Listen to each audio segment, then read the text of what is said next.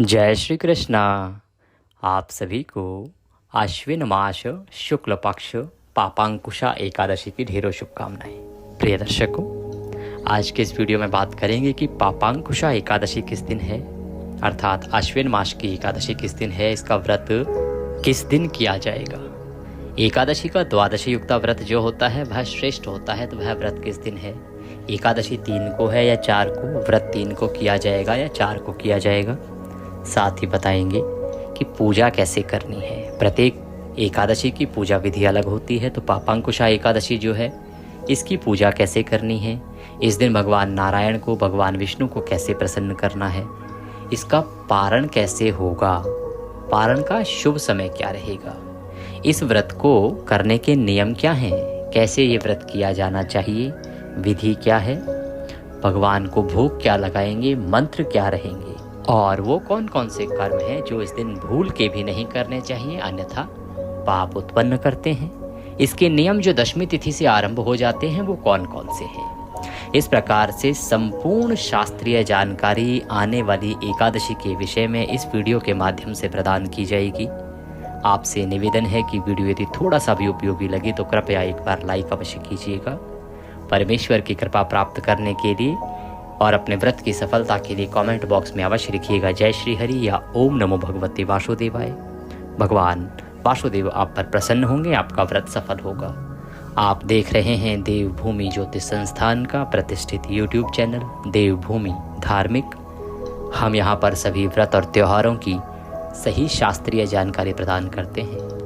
ज्योतिष शास्त्र और पंचांग के आधार पर आपको बताते हैं कौन सी तिथि कब है, व्रत आदि कब करना है, क्या विधि है, क्या नियम है और क्या गलती नहीं करनी है। यदि आप सभी व्रत और त्योहारों की सही शास्त्रीय जानकारी पाते रहना चाहते हैं तो कृपया चैनल को सब्सक्राइब कीजिए और बेल आइकन को प्रेस कीजिए। जब आप सब्सक्राइब का बटन दबाएंगे तो वहाँ एक घंटी का निशान बना हुआ आएगा, इसे बेल आइकन कहते हैं। इसे अवश्य प्रेस कीजिएगा, तभी आपको हमारे सारे वीडियो प्राप्त होंगे, अन्यथा आपसे जानकारी छूट जाएगी। आइए जानकारी आरंभ करते हैं और बात करते हैं आने वाली एकादशी की। इस एकादशी का महत्व इतना अधिक है कि यदि एक व्यक्ति ने पूरे जीवन भर अनेकों हत्याएं की हों, अनेकों पाप कर्म किए हों, अनेकों हत्याओं से बढ़ के क्या पाप हो सकता है, यदि किसी ने इतने बड़े पाप भी किए हों तो इस एक एकादशी का व्रत कर लेने मात्र से उसके सभी पापों का नाश हो जाता है। यह पापों पर अंकुश लगाने वाली है, पापों का नाश करने वाली है, इसीलिए इसे पापांकुशा कहा जाता है। शास्त्रों में वर्णन मिलता है कि क्रोधन नाम का बहेलिया था। क्रोधन जो जंगल में रहते हैं, बहेलिया शिकार आदि करते हैं और जानवरों को मार के खाते हैं, उन्हीं से अपना जीवन चलाते हैं। तो क्रोधन नाम का एक बहेलिया था, उसने पूरे जीवन भर अनेकों पाप किए, अनेकों जीव जंतुओं को मारा, अनेकों लोगों को लूटा, उनका धन लूटा।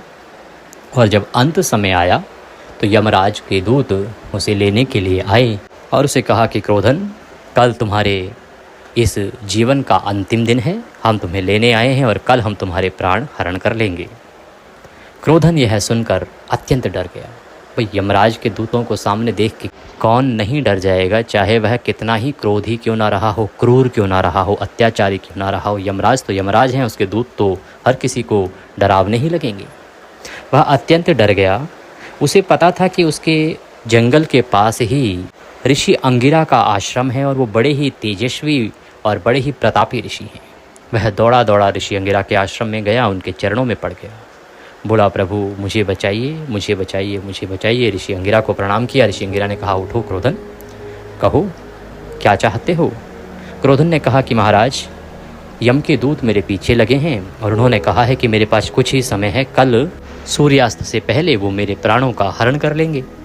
तो प्रभु, मैंने तो जीवन भर केवल और केवल लोगों को मारा है, जानवरों को मारा है, लूटा है और अनेकों पाप कर्म किए हैं। अब मैं भयभीत हो रहा हूँ कि जिस यमराज के दूत इतने भयंकर हैं वह यमलोक कितना भयंकर होगा, वहाँ की प्रताड़नाएँ कितनी भयंकर होंगी। मुझे कोई उपाय बताएं जिससे कि मैं इन सभी पापों से मुक्त हो जाऊँ। तब ऋषि अंगिरा ने कहा कि क्रोधन, कल एकादशी का दिन है, वो भी आश्विन मास के शुक्ल पक्ष की एकादशी, जिसे पापांकुशा एकादशी कहते हैं। ये बड़ा ही उत्तम दिन है। ये समझो कि भगवान ने तुम्हारे जीवन में केवल एक यही सौभाग्य लिखा था कि कल एकादशी है, तुम इस एकादशी का सूर्य उदय के साथ ही उठकर स्नान आदि करके व्रत पूजन करने का संकल्प करना। संकल्प करके इसका व्रत रखना, पूजन करना। और उसके बाद यदि तुम्हारे प्राणों का हरण यमराज के दूत कर भी लेंगे तो इस एकादशी के व्रत के प्रभाव से तुम्हें वैकुंठ की प्राप्ति होगी, तुम्हें भगवान नारायण के धाम की प्राप्ति होगी। ये डराने वाले यमदूत तुम्हारा कुछ नहीं कर पाएंगे। क्रोधन को जैसे ऋषि अंगिरा ने बताया था, उसने अगले दिन सूर्योदय से पहले ही अपने बिस्तर त्याग दिए, उठ के और स्नान आदि करके स्वच्छ वस्त्र धारण करके और एकादशी के व्रत पूजन का संकल्प किया। एकादशी व्रत पूजन संकल्प करने के बाद उसने विधि विधान से एकादशी का पूजन किया, भगवान नारायण का पूजन किया और पूजन करके वह नियम के अनुसार दिन को व्यतीत करने लगा। सायंकाल को वह कीर्तन सुनता हुआ और सूर्यास्त के समय जब यमदूत आए, उन्होंने उसके प्राणों का हरण कर लिया। परंतु क्योंकि उसने एकादशी के व्रत का संकल्प लिया था, वह एकादशी के व्रत में था, उस एकादशी के व्रत के संकल्प के परिणाम स्वरूप वो यमदूत उसे न ले जा पाए और उसे वैकुंठ की प्राप्ति हुई। उसके सभी पापों का नाश हो गया, वह सभी पापों से मुक्त हो गया। इसीलिए ये जो व्रत है ये अत्यंत कल्याणकारी कहा गया है। तो प्रिय दर्शकों, इस व्रत को अवश्य कीजिएगा, क्योंकि जीवन में हमसे कोई ना कोई पाप होते रहते हैं, कुछ जाने में कुछ अनजाने में। ध्यान रखिएगा लेकिन कि जो जान के किए जाने वाले पाप हैं ना, उनकी ना तो कोई क्षमा याचना है, ना क्षमा मिलती है और ना ही उनका नाश होता है। जो अनजाने में किए गए पाप होते हैं केवल वही माफ़ होते हैं। हम केवल ये सोच लें कि जी आज ये पाप कर लेते हैं, कल ये व्रत कर लेंगे, सारे पापों का नाश हो जाएगा। इस प्रकार से यदि आप करेंगे तो वह फल प्राप्त नहीं होता है। अब बात करते हैं कि इस व्रत के नियम क्या हैं, कैसे इसको शुरू करना चाहिए और कब इसको शुरू करना चाहिए। प्रिय दर्शकों, एकादशी जो पापांकुशा एकादशी है ना, इसका व्रत कोई भी कर सकता है। बच्चा, बुजुर्ग, जवान, जो चाहे वह जो करने में सक्षम है। सक्षम से अभिप्राय है कि जिसका शरीर साथ देता है, हारी बीमारी है नहीं और जो भूखा रह सकता है, नियमों का पालन कर सकता है, उस व्यक्ति को इस एकादशी का व्रत कर लेना चाहिए। यदि कोई एकादशी व्रत उठाना चाहता है तो उसके लिए सर्वोत्तम तो होता है कि जब देवउठनी एकादशी है आप तब से आरंभ करें, या आप निर्जला एकादशी से भी उठा सकते हैं। परंतु यदि कोई पापांकुशा एकादशी से उठाना चाहता है तो यहाँ से आरंभ भी कर सकता है, क्योंकि शुक्ल पक्ष की एकादशी है। कुछ लोग इस कारण से कहते हैं कि भाई अभी देव सो रहे हैं तो ना उठाएं तो उत्तम है, परंतु इसमें कोई दोष नहीं कहा गया है।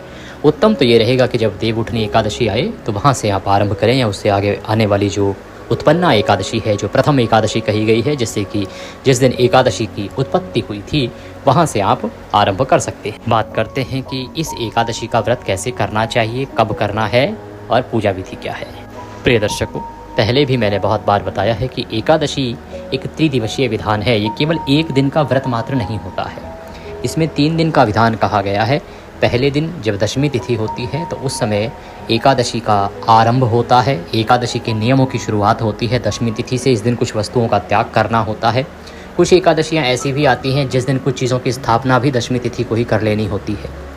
तो दशमी तिथि से जो नियम आरंभ होंगे पापांकुशा के, उनके अनुसार आपको दशमी तिथि को एक बार भोजन करना चाहिए, नियम ये कहता है। पर इस नियम का पालन अगर करने में आप समर्थ हैं, आपका शरीर साथ देता है तो ही कीजिएगा। ऐसा ना हो कि आप एकादशी से एक दिन पहले भी एक वक्त आहार ग्रहण करें, अगले दिन केवल फल आहार करें और उसके बाद अगले दिन तक आपकी सेहत में कोई परेशानी हो।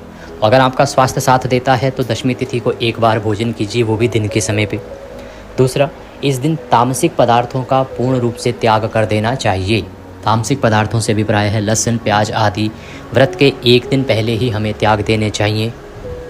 जो लोग मदिरा पान करते हैं या मांसाहार करते हैं और एकादशी का व्रत करते हैं, उन्हें भी ध्यान देने की आवश्यकता है कि वो व्रत के एक दिन पहले ही इनका त्याग कर दें, अर्थात दशमी तिथि को ही त्याग कर दें। लोग क्या करते हैं कि व्रत के एक दिन पहले खूब अपनी मर्जी से खाते पीते हैं और अगले दिन व्रत करते हैं। ये सर्वथा अनुचित है, ऐसा नहीं करना चाहिए। एकादशी का जो नियम है वो दशमी तिथि से आरंभ होता है, दशमी तिथि को ही आपने इन वस्तुओं का त्याग कर देना है। दशमी तिथि को आपको मसूर की दाल नहीं खानी है, मसूर की दाल का त्याग कहा गया है। चने की दाल नहीं खानी है, हरा साग नहीं खाना है, चने का साग नहीं खाना है। और महत्वपूर्ण, शहद का प्रयोग जो है वो एकादशी पर वर्जित कहा गया है। कुछ 2 एकादशियाँ आती हैं जिनमें द्वादशी के दिन शहद की महिमा अधिक कही गई है, अन्यथा एकादशी पर शहद जो है वर्जित है। और दशमी तिथि से ही आपको शहद का त्याग कर देना चाहिए, मधु का त्याग कर देना चाहिए। जब आप एकादशी पूजन करेंगे उसमें जो पंचामृत बनाया जाता है उस पंचामृत में भी शहद का प्रयोग नहीं किया जाता है। उसके स्थान पर क्या वस्तु प्रयोग करनी है, आगे जब हम पूजन विधि बताएंगे, सामग्री बताएंगे तो उसमें आपको बताया जाएगा। कांसे के पात्र का प्रयोग, कांसा जो है वो विशेष रूप से प्रयोग किया जाता है। बहुत सारे स्थानों पर बहुत लोग, माताएं बहनें भगवान को भोग लगाने में प्रयोग करती हैं, जलपान कराने में प्रयोग करती हैं, स्वयं भी ग्रहण करती हैं। तो कांसे का प्रयोग भी दशमी तिथि से ही वर्जित कहा गया है। व्रत के 1 दिन पहले ही आप कांसे का त्याग भी कर देंगे। इस प्रकार से आपको दशमी तिथि को इन वस्तुओं का त्याग कर देना है। व्रत धारण करने के लिए ब्रह्मचर्य को धारण कर लेना है। बाल आदि धोने हैं, आप धो लीजिए दशमी तिथि को ही। नाखून आदि काटने हैं, वो भी आप पहले ही काट लीजिए। दशमी तिथि को समय से शयन कीजिए। अब समय से शयन केवल मैं उनके लिए बोल रहा हूँ जो कर पाएँ, क्योंकि बहुत सारे आजकल मेरे भाई बंधु माताएं बहनें ऑफिस में काम करती हैं जहाँ नाइट शिफ्ट भी चलती हैं। तो जिनके लिए संभव है समय पर सोना वो समय पर सोएं। जिनको काम के कारण जागना है तो वो काम तो नहीं छोड़ सकते, और ना ही मैं कभी ऐसी सलाह देता हूँ। रात्रि को आप दंत धावन आदि करके सोइए, जिससे कि पूरे दिन का जो अन्न आदि कुछ खाया हो वो दांतों में फंसा हुआ ना रहे। और अगले दिन एकादशी के दिन आप सूर्योदय से पहले उठ जाइए। उठने के बाद स्नान आदि कीजिए। स्नान आदि करने के बाद स्वच्छ वस्त्र धारण कीजिए। स्वच्छ वस्त्र धारण करके भगवान सूर्य को जल दीजिए, माँ तुलसी को जल दीजिए, और इसके बाद एकादशी का पूजन करने के लिए बैठ जाइए। एकादशी पूजन के लिए क्या सामग्री की आवश्यकता होगी वो मैं आपको बता देता हूँ। सामग्री के रूप में आपके पास होनी चाहिए भगवान श्री हरि विष्णु का कोई चित्र या प्रतिमा, तस्वीर। उनको स्थापित करने के लिए एक चौकी लीजिएगा। चौकी पर बिछाने के लिए पीले रंग का वस्त्र या लाल रंग का वस्त्र लीजिएगा। इसके अतिरिक्त रौली, मौली, पान, सुपारी, लौंग, इलायची, धूप, दीप, नैवेद्य, खुले फूल, फूलों की माला, इत्र, जनेऊ, दूर्वा आपने अवश्य लेनी है। मैं पहले भी बता चुका हूँ कि ये जो समय चल रहा है चातुर्मास का, इस चातुर्मास में दूर्वा की महिमा बहुत अधिक है। आप जब दूर्वा भगवान को इन चातुर्मास में अर्पित करते हैं तो वह बड़ा ही कल्याणकारी होता है। नियम कहता है कि यदि चातुर्मास में आप भगवान श्री हरि विष्णु को प्रतिदिन दूर्वा अर्पित करते हैं तो आपके जीवन में लक्ष्मी का आगमन होता है, धन संपत्ति की प्राप्ति होती है, ऐश्वर्य बल वैभव की प्राप्ति होती है, और आप सभी सुखों को भोग कर अंत में वैकुंठ प्राप्त करते हैं। ये नियम चातुर्मास में धारण करना चाहिए। चातुर्मास के 4 महीनों में आपको प्रतिदिन दूर्वा भगवान को अर्पित करने चाहिए।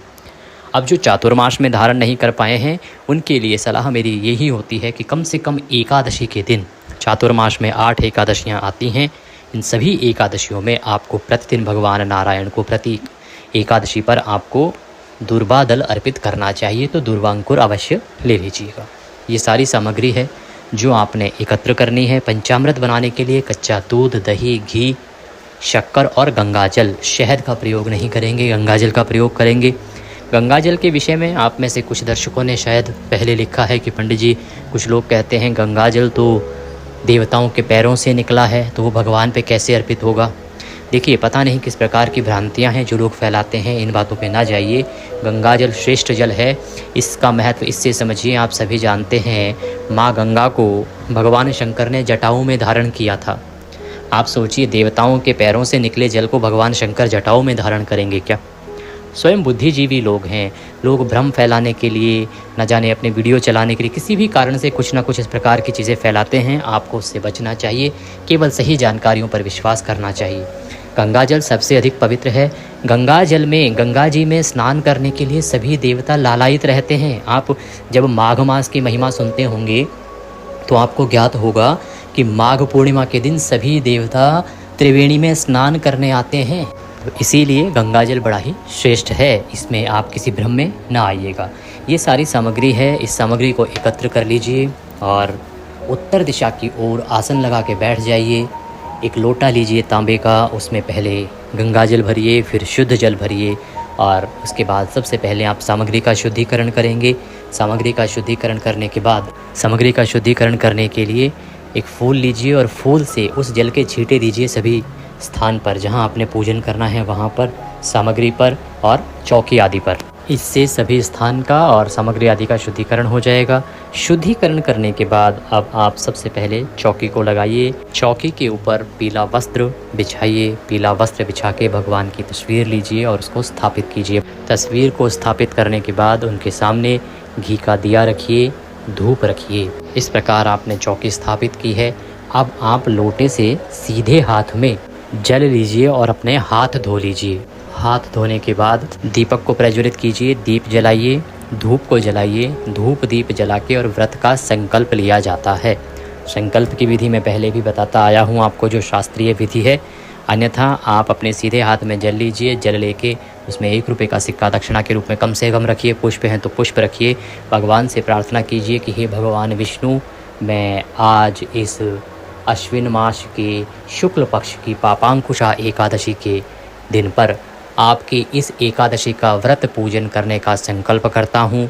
जो भी आपका उद्देश्य है, अर्थात किसी कामना की पूर्ति के लिए यदि आप व्रत कर रहे हैं तो वह बोलिए कि प्रभु मेरी ये इच्छा है, इस इच्छा को आप पूर्ण करें। मैं इस एकादशी का व्रत पूजन कर रहा हूँ, मैं इसको सफलतापूर्वक कर पाऊँ, इतनी मुझे शक्ति दें। और उसके बाद वह संकल्प भगवान के चरणों में अर्पित कर दीजिएगा। संकल्प करने के बाद भगवान को सबसे पहले पद्य अर्घ्य आचमनी कराया जाता है। तो इसके लिए भगवान के सबसे पहले पद प्रक्षालन करेंगे। 1 चम्मच जल लीजिए, भगवान को अर्पित कीजिए। फिर भगवान को अर्घ्य के रूप में जल अर्पित कीजिए और फिर भगवान को आचमनी के रूप में। इस प्रकार से 3 बार भगवान को आप जल अर्पित करेंगे। 3 बार जल अर्पित करने के बाद भगवान को स्नान कराया जाता है। यदि आपके पास प्रतिमा है तो प्रतिमा को अच्छे से स्नान कराइए, अन्यथा स्नान के लिए 1 चम्मच जल अर्पित कीजिए। भगवान को स्नान करा के वस्त्र अर्पित किया जाता है। वस्त्र के रूप में मौली का टुकड़ा तोड़िए और वह अर्पित कीजिए भगवान को, इस भाव से कि आप भगवान को वस्त्र अर्पित कर रहे हैं। वस्त्र अर्पित करके जनेऊ अर्पित कीजिएगा। जनेऊ को पहले रौली कुमकुम आदि से तिलक कर लीजिएगा। सफ़ेद जनेऊ पूरी तरह से नहीं, उसमें रौली कुमकुम आदि तिलक करके फिर वह जनेऊ अर्पित कीजिए भगवान नारायण को। जनेऊ अर्पित करने के बाद इत्र लगाइए। इत्र को अर्पित करने के लिए फूल पर लगा लीजिए। इत्र को फूल पर लगा लीजिए और वह भगवान को अर्पित कर दीजिए। इत्र समर्पित करने के बाद भगवान को तिलक किया जाता है, तो रौली कुमकुम आदि से भगवान को तिलक कीजिए। तिलक करने के बाद भगवान को पुष्प अर्पित करेंगे। फूल अर्पित कीजिए। फूलों की माला है तो भगवान को माला पहनाइए। पुष्प अर्पित करके धूप दिखाएंगे और दीप दिखाएंगे। हाथ से धूप दिखाइए और दीप दिखाइए। जो दीपक हमने सामने स्थापित किया है उसको उठाना नहीं है और दीपक को पहले पुष्प अर्पित कीजिएगा, आसन दीजिएगा। पुष्प के रूप में आसन दीजिएगा, क्योंकि दीपक को कभी भी सीधा नहीं रखा जाता है, पहले उन्हें आसन देना आवश्यक है, तो आसन दीजिए। फिर आपने दीपक स्थापित करना है। धूप दीप दिखाएं। धूप दीप दिखा के भगवान को नैवेद्य अर्पित कीजिए। नैवेद्य के रूप में आपके पास कोई मिठाई है तो मिठाई चढ़ा सकते हैं, मिठाई नहीं है तो फल ले लीजिए, ऋतुफल लीजिए, ऋतुफल अर्पित कीजिए। ऋतुफल भी नहीं है तो मिश्री ले लीजिए, वह अर्पित कर सकते हैं। नैवेद्य अर्पित कीजिए और जलाचमनी कराइए। जलाचमनी के लिए 1 चम्मच जल भगवान को अर्पित कीजिए या फूल से जल के छींटे दे दीजिए। जलाचमनी कराने के बाद दूर्वांकुर लीजिए। दूर्वांकुर लीजिए और वह अर्पित कीजिए। दूर्वा दल जो आप गणेश जी को अर्पित करते हैं ना, बुधवार को हरी घास आती है, दूर्वांकुर वह लीजिए और भगवान को दूर्वांकुर अर्पित कीजिए। अब तांबूल अर्पित करेंगे। तांबूल क्या होता है? आप पान का पत्ता लीजिए, उस पर 2 लौंग, 2 इलायची और 1 सुपारी रखिए और वह पान का बीड़ा बना के भगवान को अर्पित कीजिए तांबूल के रूप में। तांबूल भगवान को अर्पित करेंगे। तांबूल के बाद दक्षिणा स्वरूप जो भी कुछ अर्पित करना चाहते हैं भगवान को, वह दक्षिणा अर्पित करेंगे। तांबूलम समर्पयामि शुभ दक्षिणायाम। जो भी दक्षिणा अर्पित करना चाहते हैं वह दक्षिणा अर्पित कीजिए और भगवान को हाथ जोड़ के नमस्कार कीजिए। आपने पूजन किया है। पूजन करने के बाद आपने एकादशी की, पापांकुशा एकादशी की कथा सुननी है और विष्णु सहस्त्र नाम का श्रवण करना है। ध्यान दीजिएगा, विष्णु सहस्त्र नाम अवश्य सुनना है, कथा सुननी है। अगर आप हमारे चैनल पर नए हैं तो सब्सक्राइब कर लीजिए। क्योंकि यह एक प्रतिष्ठित ज्योतिष संस्थान का चैनल है। यहाँ जो भी जानकारी दी जाती है वह ज्योतिष शास्त्र पंचांग के आधार पर होती है और आपको सही कथाएं तथा महात्म्य में सुनाए जाते हैं। कथा सुनिए, विष्णु सहस्त्र नाम सुनिए, आरती कीजिए। आरती हम कथा के साथ ही आपको वीडियो में रिकॉर्ड करके देते हैं, तो आपको कहीं इधर उधर ढूंढना नहीं पड़ेगा। कथा आरती आदि करके अब नियमों के अनुसार आपने दिन को व्यतीत करना है। ब्रह्मचर्य धारण करके रखना है। किसी पे क्रोध नहीं करना, किसी का अहित नहीं करना, किसी की बुराई नहीं करनी और शांत चित्त होते हुए भगवान के चरणों में मन को लगाते हुए दिन को व्यतीत कीजिए। आपके घर में नारायण विराजमान है तो घर में भी किसी प्रकार का कलह कलेश नहीं होना चाहिए। इस प्रकार से दिन व्यतीत करेंगे। एक वक्त का आहार लेना है, फल आहार इसमें कहा गया है, फल आहार लेना चाहिए। सायंकाल को कीर्तन की बड़ी महिमा है, कीर्तन कीजिए। कीर्तन ना कर पाएँ जो लोग, क्योंकि बहुत सारी जगहों पर कीर्तन होते नहीं हैं, तो कहाँ जाएं, मंदिर भी नहीं है बहुत सारी जगह पे, तो हम एक वीडियो अपलोड करते हैं आपको, उसमें 3 पाठ होते हैं, 3 स्तोत्र होते हैं, उनका श्रवण कर लीजिएगा, उनको सुन लीजिएगा, उसी से आप कीर्तन का फल प्राप्त कर लेंगे। कीर्तन का फल प्राप्त कीजिए। सायंकाल को कीर्तन करके रात्रि को जागरण की महिमा है, तो रात्रि को यदि संभव है तो जागरण कीजिएगा। और शयन करें तो पृथ्वी पर शयन करने का प्रयास कीजिए। और अगले दिन पारण के लिए सूर्योदय से पहले उठ जाइए। पारण जो होगा उसके लिए सूर्योदय से पहले उठना है। उठ के स्नान आदि से निवृत्त होकर स्वच्छ वस्त्र धारण करके विधि विधान से पूजन करना है।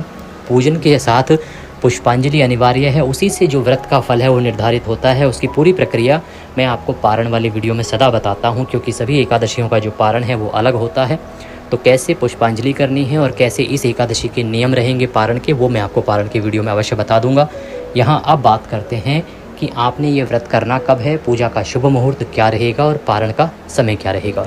प्रिय दर्शकों, ये जो एकादशी तिथि है आश्विन मास के शुक्ल पक्ष की, ये तिथि आरंभ हो रही है 2 अक्टूबर को शाम को 7:10 पर, और इसका समापन होगा 3 अक्टूबर को शाम को 6:32 पर। ऐसे में सूर्य के मुख से एकादशी रहेगी 3 अक्टूबर को, और क्योंकि 6:32 के बाद द्वादशी आ रही है, इसीलिए द्वादशी वेधा या द्वादशी युक्ता भी हो गई, जो कि उत्तम होता है एकादशी का व्रत करने के लिए। इसीलिए आपको इस एकादशी का, पापांकुशा एकादशी का व्रत करना चाहिए 3 अक्टूबर को। 3 अक्टूबर को दिन रहेगा शुक्रवार का, और 4 अक्टूबर को आप इस एकादशी का व्रत पारण करेंगे। इस एकादशी के लिए मंत्र रहेगा ओम नारायणाय नमः। पारण के समय की यदि बात करें तो पारण का समय रहेगा 4 अक्टूबर को सुबह 6:16 से और 8:37 तक। और पूजा के लिए शुभ समय रहेगा, दिन शुक्रवार का है, तो सूर्योदय लगभग 6:15 हो रहा है। पहला चौघड़िया ठीक नहीं होता, आप 1.5 घंटा निकाल दीजिए, तो 7:45 बजे से और 11:15 बजे तक का समय उत्तम है। इसमें आप पूजन आदि कर सकते हैं, कल्याणकारी रहेगा। ये थी जानकारी एकादशी के विषय में। आप में से बहुत सारे लोग जानना चाहते हैं, और एकादशी क्योंकि हमारा जो वीडियो है प्रमुख होता है, मैंने प्रयास करके रिकॉर्ड किया है। आज पिताजी के वैकुंठ सिधारने को 6 दिन हो गए हैं, और इसी कारण से पिछले कुछ दिनों से मैं वीडियो नहीं दे पाया था, क्योंकि सूतक के नियमों का पालन करते हुए पूजा पाठ आदि ना तो किया जा सकता है, और ना ही हमें पुस्तकों को हाथ लगाना चाहिए, ग्रंथों को हाथ लगाना चाहिए। इसीलिए सूतक के नियम का पालन करते हुए मैं अभी पूजा पाठ आदि की वीडियो नहीं दे रहा हूँ। मैं प्रयास कर रहा हूँ कि मेरे जो कार्यालय के सहयोगी जन हैं उनके माध्यम से मैं आपको पूजा की रिकॉर्डिंग करवा के और आपकी पूजा के जो कार्य हैं उनको पूर्ण करवाऊँ। कथा आदि भी आपको इस एकादशी पर उन्हीं के शब्दों से सुनने को मिलेगी। इसके बाद हमारे घर में सूतक समाप्त होगा, तो उसके बाद मैं आपके लिए पुनः मंत्रों के साथ में पूजा का वीडियो और कथाएं आदि श्रवण कराऊंगा। आप सभी अपना सहयोग दे रहे हैं, मैं आपका आभार व्यक्त करता हूं।